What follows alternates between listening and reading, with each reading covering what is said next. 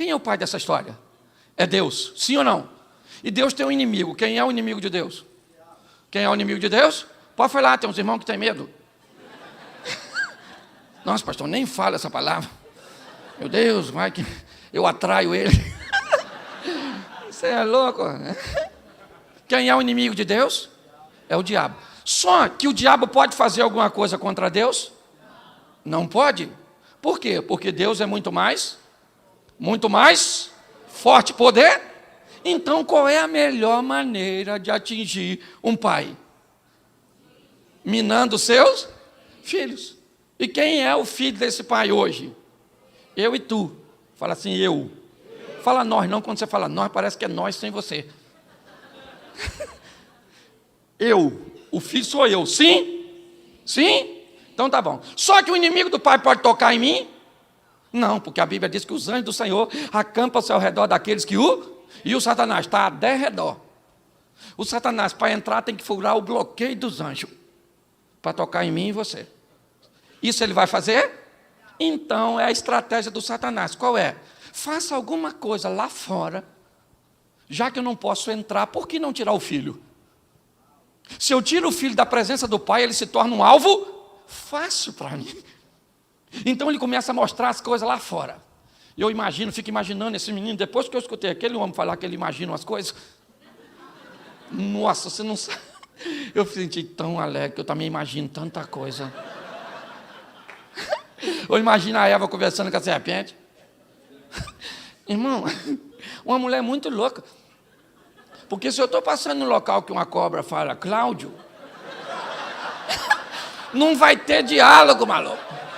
Eu vou sair gritando, Deus, chega mais cedo. Que tem uma cobra falante. Tem uns troços que eu não consigo entender. Entendeu? Esse dia o cara falou, pastor, e o dinossauro? O que o senhor acha, que desistiram? Eu falei, rapaz, se eles não existiram, pelo menos os ossos existe. Mas quando foi? Eu falei, irmão, eu estou com o cabelo branco, mas não sou dessa época. Gente, tem umas coisas muito... Esse dia um cara me parou para me perguntar se Adão tinha um umbigo. Eu falei, irmão, caraca, eu nunca tinha pensado nisso. Que pergunta profunda. Qualquer hora eu vou pregar uma mensagem. A procura do umbigo do Adão. Eu falei para ele, irmão, presta atenção. Um Deus que fez tudo direitinho, eu acho que não dava trabalho nenhum ir no meio da barriga fazer isso. Então eu acho que tinha até esteticamente para ficar legal. Então deixa eu falar uma coisa para você. Eu preciso motivar você, sabe? A acreditar que Deus tem uma performance particular, porque Deus é personalizado para cada um. Tem um relacionamento personalizado. Quando eu olho, já que o inimigo não pode entrar, ele coloca as coisas e eu imagino o filho olhando lá para fora. Lá fora colorido, maneiro, turma toma uns troços, tem umas pegação, nossa, divertido, as mulheres quase peladas. E tem gente que ainda perde a salvação, se eu posso colocar assim, porque hoje a gente nem pode falar isso mais, né? Mas tem, vou colocar direito, tem gente que vai para o inferno por mulher feia. Falei isso lá. Esse dia um cara falou para mim, pastor, não aguento andar com Deus, porque eu gosto de mulher. Eu falei, eu também. Eu tenho 28 anos. Pois é, pastor, eu não consigo ser um homem de uma mulher só.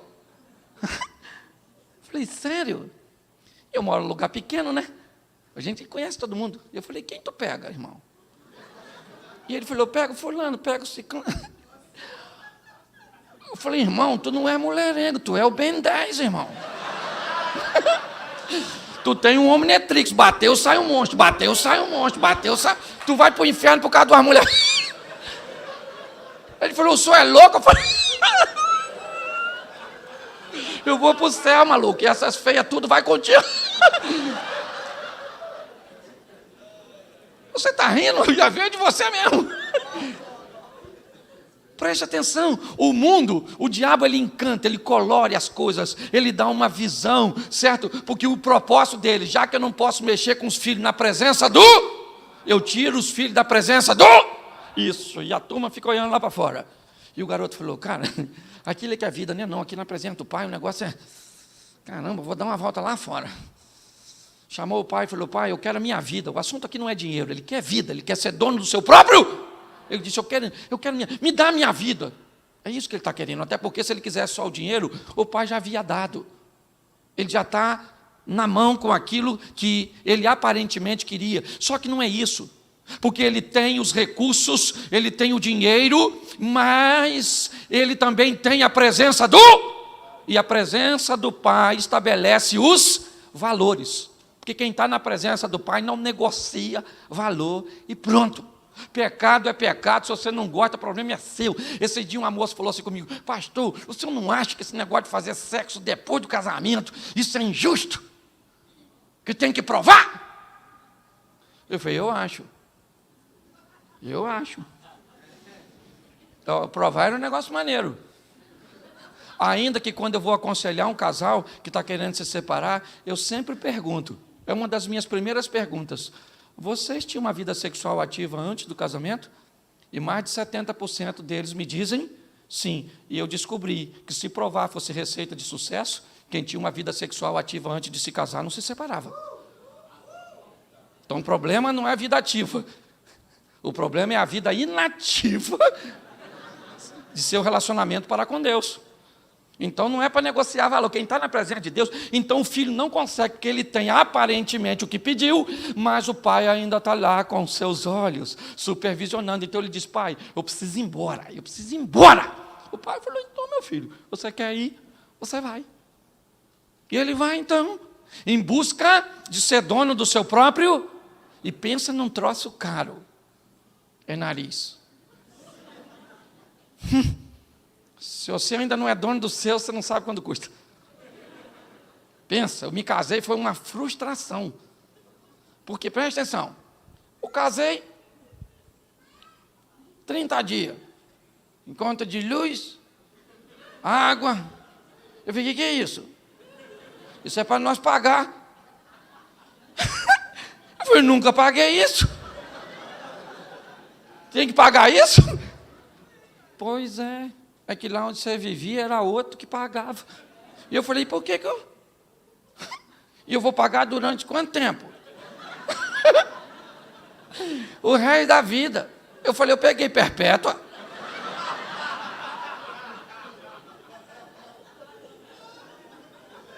Porque tem gente que está achando que isso aqui é um parque de diversões. É ou não é? Olhe bem, esse rapaz saiu de casa com o intuito de vencer, sim ou não? Sim ou não? Claro, lá vai ele. Só que o texto diz que ele começa a perder, e o Satanás é igual um morcego. Como é que o morcego chupa o sangue de outro animal? Quando ele faz o primeiro furo, sua saliva tem uma substância anestésica, que começa a anestesiar.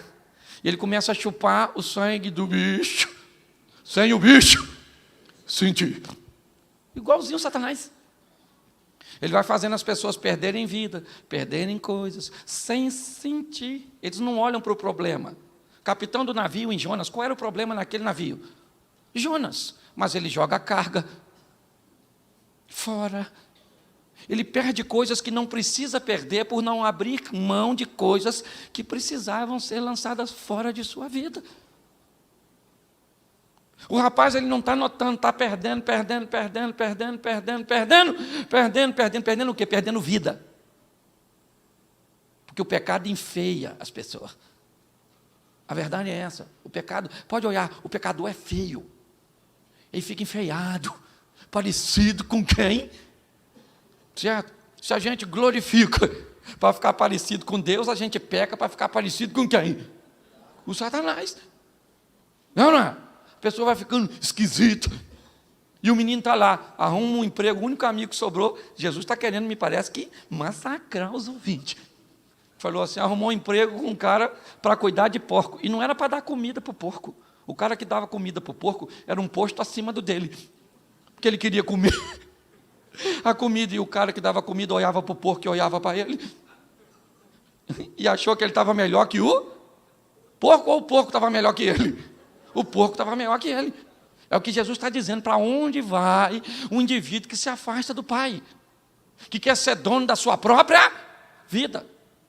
Ô, gente, o profeta diz assim: eu bem sei os pensamentos que tenho a respeito de pensamento de paz e não de, para vos dar um fim que deseja.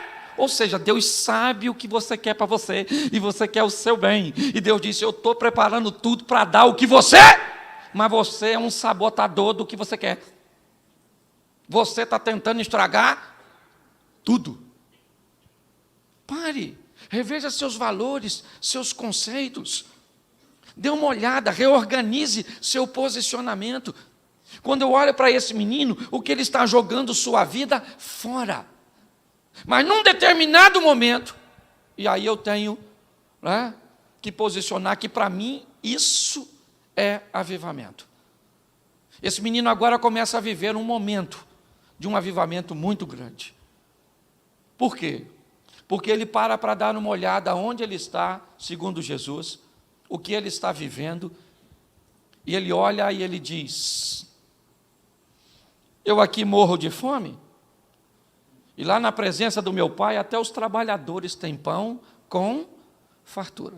A ficha caiu, caindo em si. Os psicólogos dizem que essa é a maior queda de alguém, é conseguir olhar para si mesmo e ver que está onde está, não porque há um ambiente desfavorável, não porque um governo não vai bem, não porque alguém fez alguma coisa, não, você está numa situação onde você é o causador. É isso. Ele olhou e disse: na casa de meu pai eu estou aqui. Ele dá uma olhada para ele mesmo. Por quê? Porque ele está tendo um encontro consigo mesmo. Sua saliva não tem substâncias terapêuticas, então não adianta lamber. Ah, pastor, se de uma senhora falou comigo já faz um tempo: pastor, minha vida acabou. Falei: sua vida acabou? Acabou por quê, dona? Meu marido morreu, o senhor não sabe? Falei: soube, mas a frase está errada. Acabou a vida do seu marido que morreu. A senhora ainda está legalzinha. Dá uma ajeitadinha nessa carcaça da senhora, bota o produto na vitrine e casa de novo. E olha que ela nem estava legal, mas eu impulsionei, que eu não estou aqui para puxar ninguém para trás. Então não adianta, pare. O que aconteceu? Está ruim a situação? Leve a sua vida para outro nível. Mas isso depende de quem? Depende de... Não, depende de mim que você vai falar?